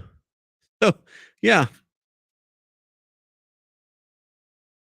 Who are these little boys? Right. Yeah, that's a rough looking 18-year-old. Well, they grew up. They grew them differently back then. I don't know. Then again, I'm not sure these these paintings were of them at that age. I think these portraits were taken a little later on. But yeah, look at that. Yeah. When they were in the Revolution, you had Alexander Hamilton was 21, Aaron Burr was 20. I mean, the oldest one was James Madison at 25. He was the old man. So don't tell me that young people can't influence our government, because they've been doing it since before we had a government. Refresh my memory. What's the age requirement to be president? I believe at least 45. 35. Oh, is it 35? Shit. Are you sure? Yes. What's the age requirement to be congressperson? I don't think there is. There isn't one. Case in point, Ocasio-Cortez. Yes, 35 years old. Why did I think 45? I don't know. I don't know. I took a government class, and that's right. Well, I did too, but I screwed that one up. But 35, yeah. What's his name? Kennedy was like 42. Right. Yeah. No. Exactly. Yeah, and then I love this one. Randy Weingarten is the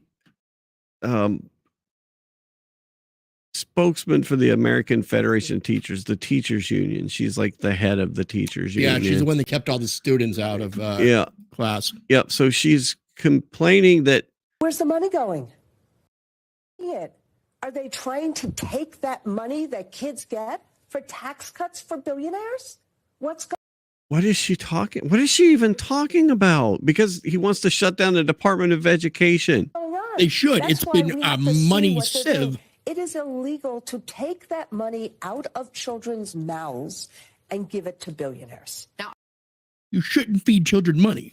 What does that even? That makes no sense whatsoever. That is absolutely makes zero sense. Are there but it's MSDNC, so areas you think that could be improved or streamlined? Oh my God, my members. So she makes over $500,000 a year, and teachers are paid through local and state funding, not the federal Department of Education. Remember, Al Shanker actually didn't want a Department of Education. He wanted it to stay, one of my predecessors, he wanted to stay within Health and Human Services, HEW, because he thought it was more important to have the whole child focused on. So, of course, there are ways to fix the bureaucracy. Of course, there are ways to make things better. I mean, Elizabeth Warren just found millions of dollars of savings that could happen if people work together. But my point is this, and you just said it. States and localities run education. They basically, that's where 90% of the funding for education goes. Okay, why don't they just keep doing it then? Okay, Madam Hypocrisy. Yeah, like they run it, so let them just run it. I think you're making the point that the Department of Education is redundant. Yeah, my wife works for the Anchorage School District. Right. Not the U.S. School District. Yeah. If we want to try and make things better, like having different kinds of pathways for kids in terms of career and tech ed, the states and localities have not done this. I was a teacher at an AP. Okay, no, I just can't anymore. She Yeah, bores the some fuck out people of you me. don't need to put microphones in front of. No, because she's not even nothing she's saying is actually even making sense there. Yeah, that was Okay, so this did pop up tonight that the FCC is launching probe into Soros-backed radio stations that revealed live locations of undercover ICE agents. So, right before the election. Oh yeah, here's so this is Alex Soros. He is George Soros' son. Guess who he married? Do you know? Do you remember seeing I don't it? know. I don't follow this family. Okay, so he married. Do you remember I can't remember her name now. Debbie Wasserman Schultz? No, Hillary Clinton's right-hand woman. Oh, Huma Abedin. He is now married to Huma Abedin, who was married to Anthony Weiner. Yeah, for some reason. Yeah, I don't know why. Because there's talk that he is like gayer than a gay looks person. like you've seen one up close, yeah. And so I don't know if there's like a family connection going on there or what, but yeah, he's married to Huma Abedin. But anyway, let's take a look at this. Well, sometimes families want to join farms and, Yeah, you get the dowry. Yeah. All right. So Federal Communications Chairman Brendan Carr has opened an investigation into a radio station backed by left-wing billionaire George Soros that broadcasts live locations of undercover immigration and customs and service. Dude, there's no reason to do that. Group backed Soros, a far-left kingmaker, purchased a stake in more than 200 Odyssey radio stations across America last year. Among them was San Francisco-based KCBS, 7:40 a.m., which has come under fire for revealing live locations of undercover ICE vehicles and agents that were conducting deportation operations in San Jose area. Yeah, isn't that interfering with a government operation? I mean, I don't know. They are out in public. Yeah, you don't have any expectation of privacy, even if you are undercover and someone blows your cover. Right. It's kind of like you doing shoddy undercover work. Yeah, I guess. I mean, that's how the courts would see it if an undercover cop, got, someone spray painted narc on his undercover car. Well, he's the one that let it out that, he's the narc. Yeah, no, right. Exactly. The court will probably, get the guy for graffiti, but I don't think they could get him for. Yeah. Right. Oh, then again, where did that go? Given any state, that could probably be a life sentence. So here's Omar and her thoughts on USAID. I don't just listen. Yeah, it's funny. USAID move, and they don't want to help the Ilhan Omars or their families. They want to help their own families. Can you explain to those people why you think they should be interested in helping families like yours? How does regime change in South America help families?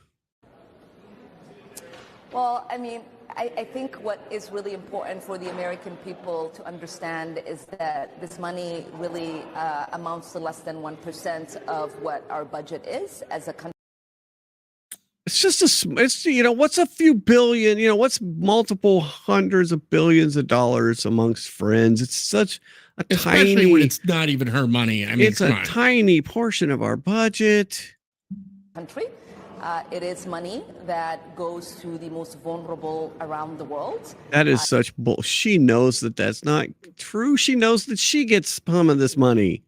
She knows that some of this money ends up in her campaign contributions. It is already appropriated and it can't be reappropriated. And so what we are seeing right now is Elon Musk, a billionaire who is... Oh, I love it. I love how they, the billionaire thing, the scary billionaire, right? To take away resources from the poorest people around the world. This is someone who Oh is my not a government God. official. He wasn't People elected. He's not that appointed. were really He holds ultimately not foreign responsible debt, for? and foreign interests. And so we should all look at this with cautious eyes and with curiosity. How is he not appointed? He is appointed. He absolutely 100% is an appointed official. To understand why he is making these decisions and why he's being allowed to make these decisions. I also want to remind people, yes, this agency was created with an executive order from John F. Kennedy, but it was also congressionally appropriated in 1998. And so there is no authority that rests within the executive that allows them to sidestep the congressional power that we have to create these agencies. You didn't create it. You even said it was created by an executive order, and it's underneath the State Department, so it can be absorbed into the State Department. You're wrong. I don't like that person at all. I don't understand why. But isn't it interesting that sorry. Good. Why certain members of Congress have been reelected? Mm-hmm. It's like, I realize they campaigned and got there once, but once you saw what they did, were they really doing such a bang up job that you thought? Right. Yeah. I mean, who did they beat initially? Oh God, I know. Because you wanted change from whatever that person was doing, that you chose this person. Yeah. I love Ricky Gervais. He actually he popped this out a couple days ago, actually yesterday. It's like, you're in no position to lecture the public about anything. And then Ron Paul, yeah, Ron Paul's. I don't hate him. No, exactly. Thank you for tuning in to the weekly report. Audit USAID, then shut it down. There you go. Straight to the point. As of this writing, when you attempt to access the U.S. Agency for International Development. So, yeah, he's all for that. So, okay. So, all right. Yeah, why do I only get like snippets of this, but I got to listen to like the whole thing, and people I don't even want to listen to on any subject? Well, I know. Yeah, I know. Because it's fun. It's fun to point and laugh at them. Okay, so now for something completely different, I found this and I thought you'd like it. So you know about you've probably done some looping, right? Where you like can play a note with an instrument, record it, and then loop it, right? You know what I'm talking about? Yeah, so it just keeps coming back. Yeah, exactly. And then you kind of stack on top of that different sounds. Kiss right? would do this to add 26 measures to their songs. Yeah, exactly. So this is a very complex bathroom loop that we're about to watch. I am not kidding. Oh no. Hang on. Ah! Scroll back, back arrow. What?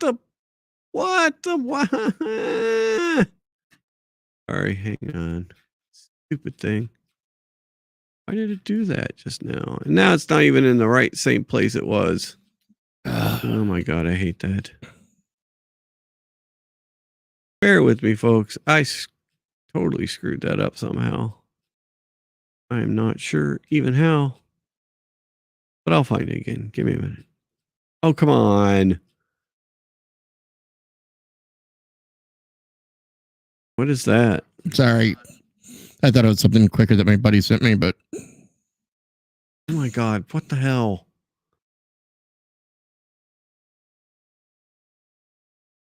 What in the frick? No, I don't want to post.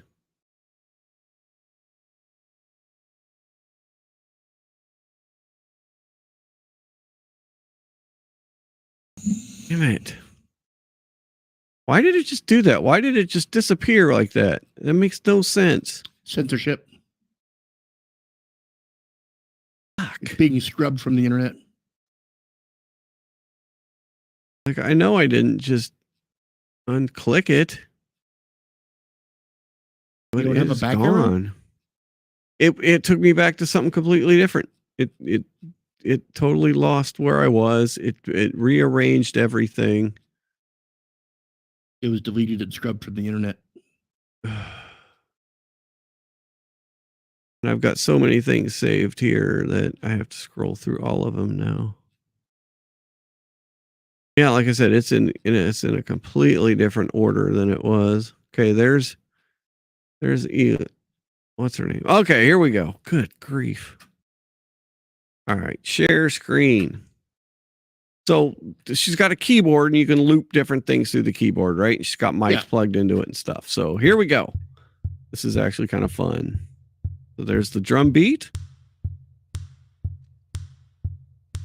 There's her curling iron.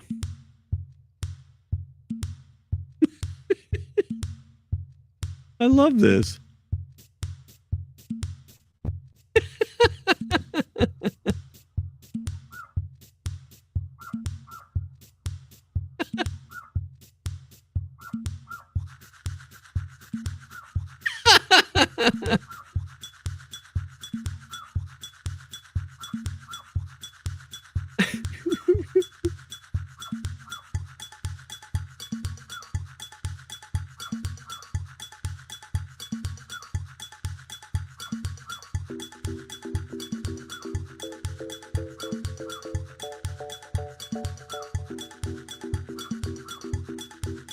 That's a really interesting sound studio she has. Right? PRS, nice guitar.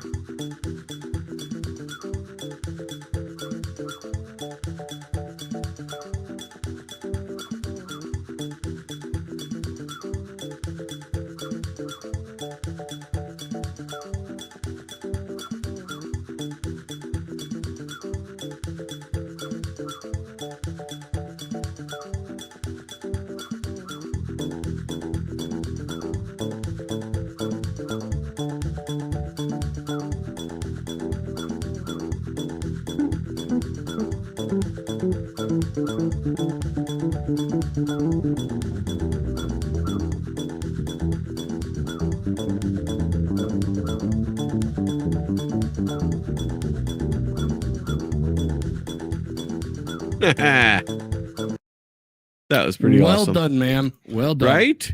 That was freaking awesome. I saw that the other night and I'm like, that is badass. That is really, really funny. Really cool. It gives me a few things to work on before I go on tour. Right? Okay, so then this is hilarious too. This woman goes to Pakistan. She goes there for a relationship. The relationship falls apart. Should have paid her dowry. That's so India, she's 33-year-old American woman named Anijah Andrew Robinson has caused quite a stir in Karachi, Pakistan, after demanding $5,000 per week and expressing her desire to become a Pakistani citizen following a failed relationship with a local man. She traveled to Pakistan in October 2024 to marry a 19-year-old after the two allegedly formed an online relationship. However, upon her arrival, Mimon, under pressure from his family, refused to marry her and left her stranded in Karachi. So she has an expired tourist visa, nowhere to stay. So she went to Mimon's home only to find the family had vacated the house and locked it up. She then made a striking demand stating, "You have to give me $5,000 per week. I'm becoming a citizen of Pakistan." She further threatened not to leave unless her demands were met. That's not. She is a nutcase. I'm not talking unless y'all giving me land and 2,000 or more every week. You hear me? Okay. I'm getting my Pakistani passport and Pakistani ID. Does she understand how immigration works? Dude, what? I'm getting it. Do y'all agree? Did I end up giving you a friend? Mind your business. What? Talk. I'm getting it. Do y'all agree? What? Did I end up giving you a friend? Mind your business. What? Talk. Tell me you have a Pakistani passport? I'm getting one. Do you have one? I have a Pakistani passport. Oh, you do? Why are you? Okay, good. What are you doing here? Listen. Yes. What are you doing here? I don't live here. I'm chilling. You chilling here? Why are you not taking your flight? It's none of your business. Now go home. Here. Go home, take it. I told you, I'm not talking unless you have 5,000 a week from me in USD. 5,000. Why? Look at this. I mean, she realizes she's a woman in a Muslim country, right? I don't think she realizes much, dude. I think she sounds like she still thinks she's in New York. Yeah, I don't know where does to this New Yorkers come from? Because it's expensive to talk. Yeah. Why is she's straight out of Queens. I mean, is this just is the reason that she has got press and she's able to hold press conferences just because they realize how stupid and silly this is that they have to cover this and laugh at her? I mean, I could just imagine their Pakistan's whatever their version of an immigration department is. Well, I could just imagine where she's at. Yeah. Hold on. Well, I could just imagine their nightly news, and it's like, and now, this is like the story you run at the very end of the news when you want to get like just a lighthearted laughing moment. You run this story at the end of the newscast. But she's just clearly, making a mockery of their culture, of their laws, of everything. Exactly. But at least she's got her head covered. Go home. And she thinks she's in a position to tell other people what to do. Y'all leave. Pack up and go home. Oh, yes, ma'am. Right away. Because y'all don't have no money. Y'all don't have 5,000 in USD. Neither do you. Dude. That really would have been my response right there. Neither do you. I don't know what's going. I just there's more to that story, but I don't think I have the time to listen to it. Oh my gosh! Much less the spare brain cells that I'd lose. No, exactly.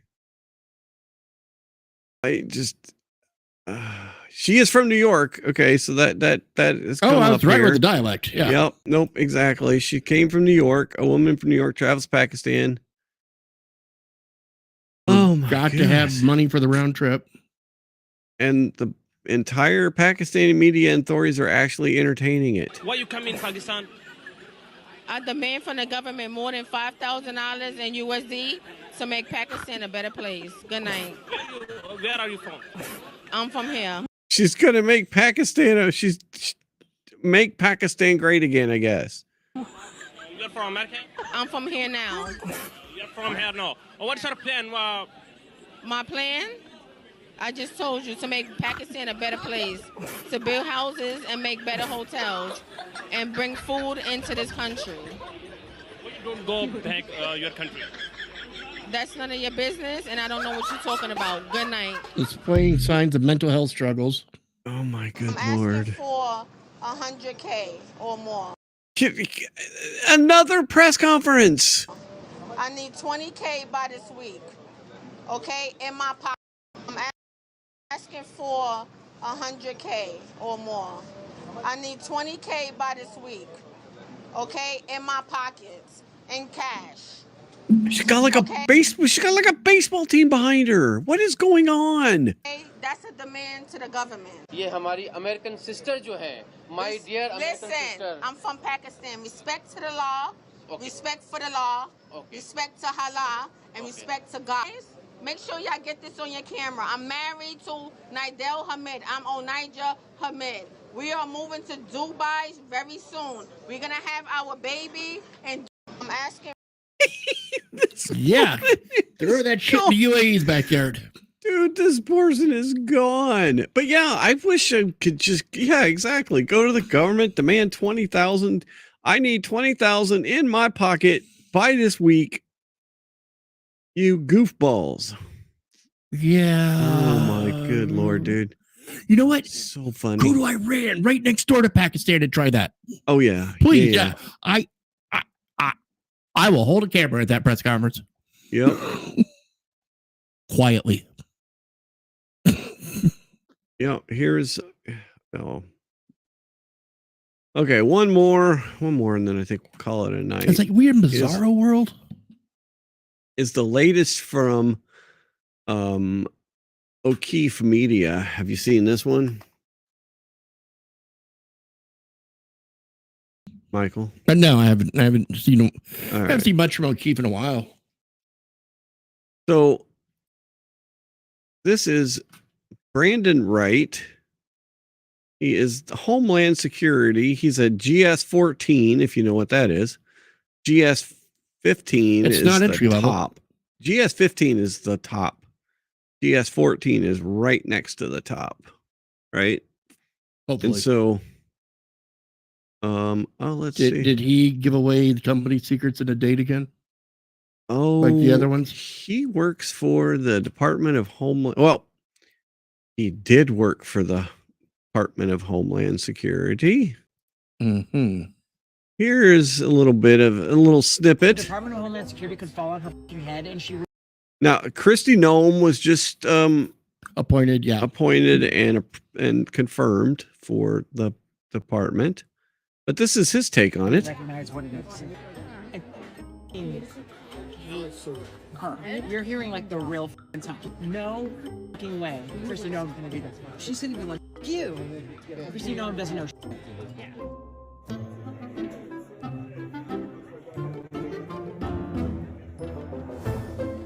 What is?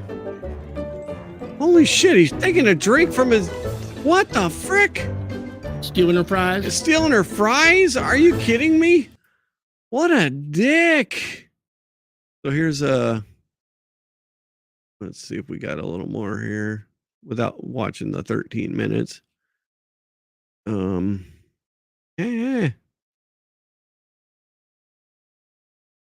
Here's a good synopsis of it. You want to know what my favorite thing about Secretary Mayorkas, the last one, was? He gave us a ton of bonus vacation, like a bunch of layers. Of So that's why he liked the last one, is because he got a crap ton of bonus vacations. Because what's the DHS? I mean, they didn't really even have a job anyway under the last administration. Well, so they had a job, they just ignored it. Why not give them just bonus vacation?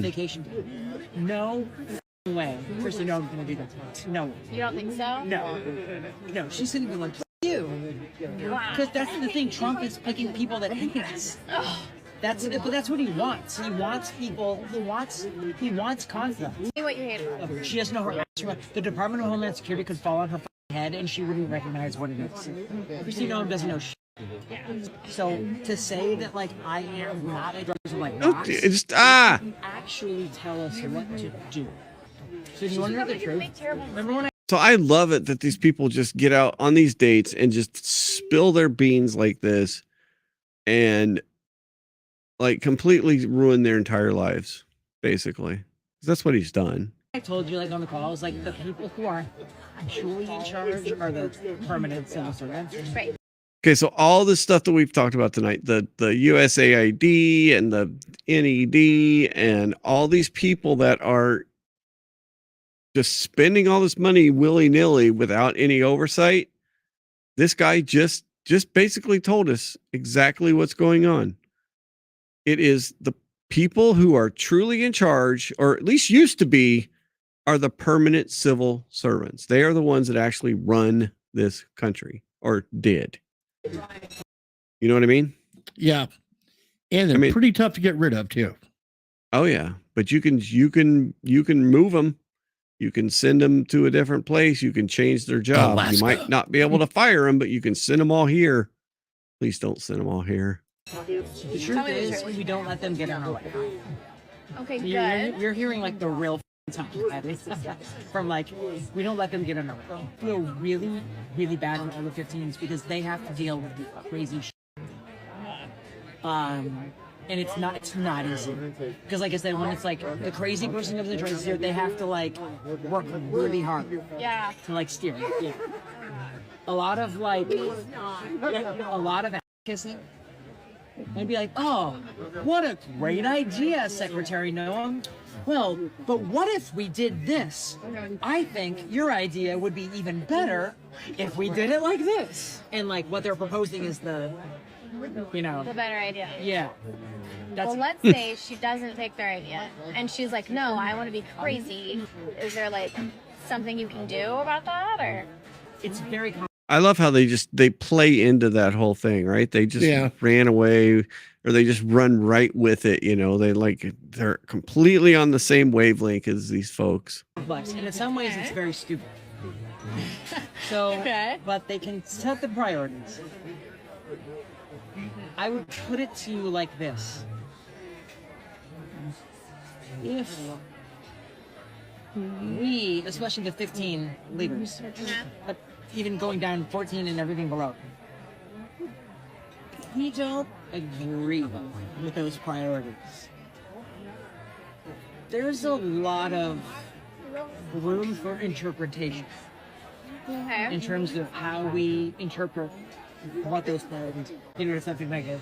It holds like sewers, right? Sewer, yeah, but it's like a private lot, and it starts off with like a bunch of layers of like rocks, and there's like different layers of rocks, so it like catches all the, and like filters into rocks and then sand and everything. There's a lot of layers like that in government, and by the time actual He thinks he's so smooth on this too, right? He thinks he's just totally got something there. See the smugness on his face, the whole, Wouldn't you love to be a fly on the wall in the meeting room after this goes? Oh man. Oh my good grief. marching orders get to like me and below, we can filter it in a way that steadies the ship. So you can like interpret it in a way that makes more sense. Now you're thinking in the right direction. Okay. As long as they don't cut our budget, again, that's the number one thing they can affect with our budget. Okay. If they cut our budget, that's that. We can be screwed. If our budget goes away, we're. So yeah, well, there's the game plan. Yep. So that is his game plan. It's like, well, they can't really touch us. They can't really tell us what to do. They're political appointees, and we run the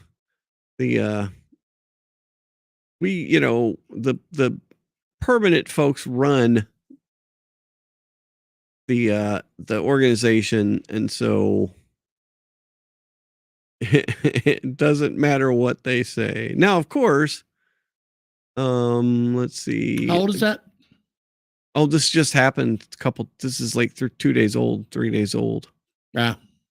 No, this just came out, dude. So, there was a statement from let me see if I can find the statement. Okay, here we go. The Department of Homeland Security provided the following statement to O'Keefe Media Group. Secretary Noem has not seen the video in its entirety. This type of behavior will not be tolerated. This person has been placed on leave, is under investigation. The senior official also said termination of the official is imminent. So, yep, I think with this, you probably have cause to fire this guy. Yeah, I would doesn't even just deserve severance. I would just say that yes, most likely, and I mean this is $170,000 job, and if he's in DC, then with the housing allowance, because it's such a expensive place to live, he's pushing a couple $100,000 a year, right? Yep. So yeah, I'm just what else? Then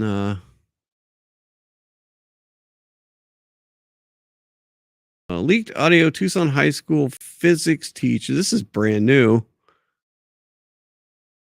Tucson High School physics teacher defies Trump executive order, misleads children by teaching there are more than two genders.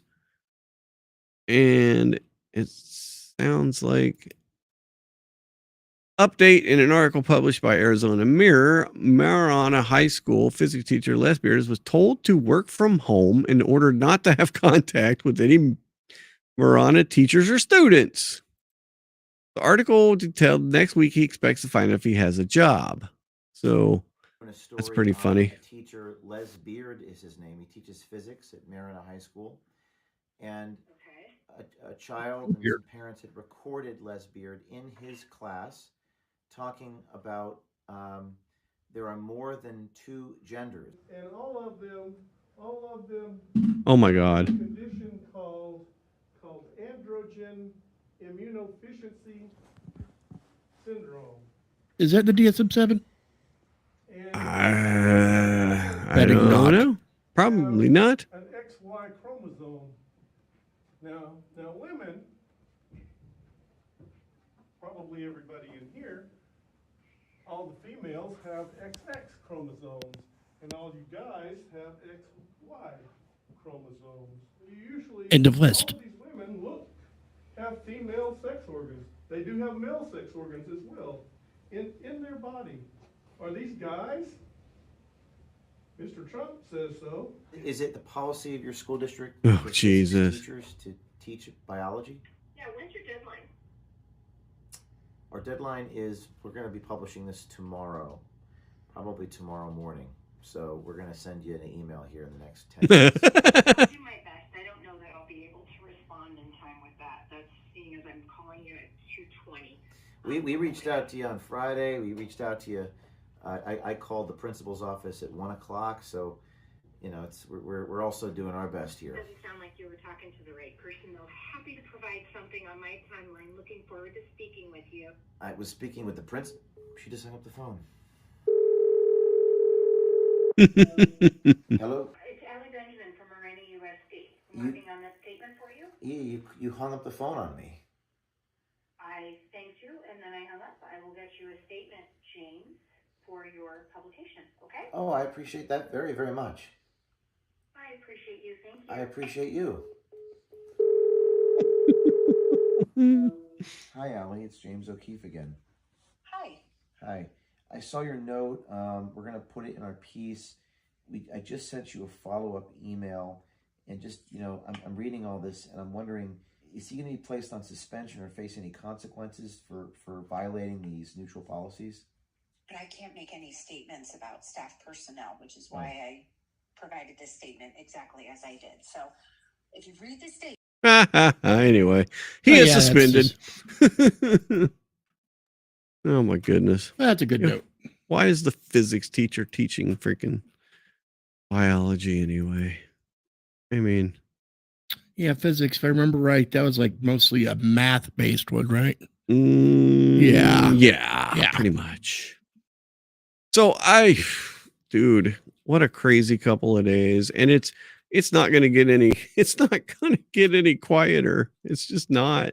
But it will get better. Yes, it should. Yeah. Yeah. The book of Revelation says so. I mean, oh my goodness. That oh yeah. So anyway, all right. Yeah. Do you want to do you gonna be here Thursday, or what's your thoughts? Yeah. Oh, okay. Not to put you on the spot or anything. It's totally your call. See how you're doing. See what's going on. I have a few big things this month. Okay. We're here on the 18th. I've someone I know is becoming a teenager, so they got to do something about that. And, oh yes, yeah. And then a few days before that, there's some Hallmark holiday I try and boycott, but somehow get roped in to participate again. Oh yeah. Yeah. Yep. Nope. I hear you. I'm in the same boat. Not the teenager thing, but the holiday thing. So yeah. All right. Well, hey, thanks for hanging out. We'll we'll see what's thank you guys for hanging out and participating. Yeah, participating, and we'll see you on Thursday. Bring it on. Yep. All right. I'm gonna hit the red button.